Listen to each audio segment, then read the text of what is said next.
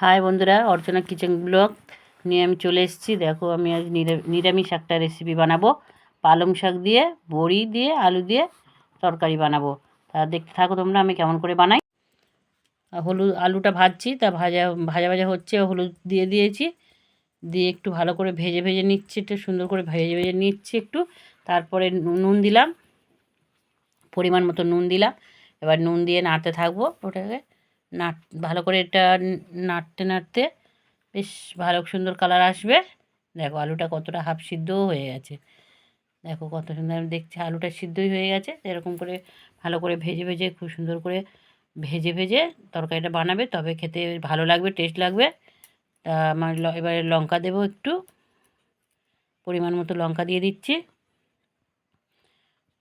তোমরা যেরকম লঙ্কা খাবে সেরকম দেবে। আমরা একটু লঙ্কার পরিমাণ বেশি খাই, তাই জন্য আমি লঙ্কাটা একটু বেশি দিয়েছি, 2 চামচ লঙ্কা দিয়েছি। দিয়ে একটু নাড়তে থাকছি। এবার বড়িটা ভেজে আমি তুলে রেখেছি, পালং শাকটাও দেবো। এবার লঙ্কা দিয়ে, হ্যাঁ, এবার পালং শাকটা দিয়ে নিচ্ছি। কেন আগে পালং শাকটা দিইনি, পালং শাক তো একটু হালকা, তো নরম, তো ওই জন্য একটু ভাজা ভাজা করে নিয়েছি, তাই লাস্টে একটু পালং শাক দিচ্ছি। পালং শাকটা দিয়ে আবার ভাজা ভাজা করব, ভাজতে থাকবো। ভালো করে ভাজতে ভাজতে পালং শাকটা কি সুন্দর একদম একটু মাখা মাখা মাখা মাখা হয়ে আসবে, নরম হয়ে আসবে। দেখো নাড়তে নাড়তে নাড়তে নাড়তে পালং শাক একদম পুরো, তুমি বুঝতেই পারবে না কতটা পালং শাক দিয়েছি আমি, কিন্তু পালং শাকটা অনেকটাই দিয়েছি। এরকমভাবে বানিয়ে খাবে, যে নতুন সবজি তো পালং শাকটা খুবই ভালো লাগবে। নিরামিষ করে তরকারি করে খেলেও ভালো লাগবে। বড়ি, বেগুন, আলু সব রকম দিয়ে বানিয়ে খেলেও খুব সুন্দর লাগবে নিরামিষ। আর তোমরা যদি চিংড়ি মাছ দিয়ে খেতেও পারো, চিংড়ি মাছ দিলে, আমার তো নিরামিষ আজকে রান্না, আমার তাই জন্য নিরামিষ বানিয়েছি।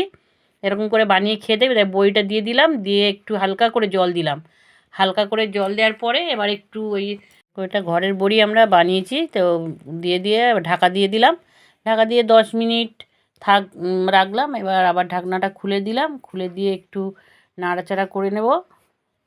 নাড়াচাড়া করার পরে দেখো এবার বড়িটা দিয়ে দিলাম, ফুটছে।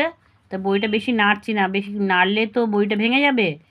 তো ওই জন্য হালকা হাতে একটু করে হালকা করে নেড়ে নেড়ে চেড়ে দিচ্ছি।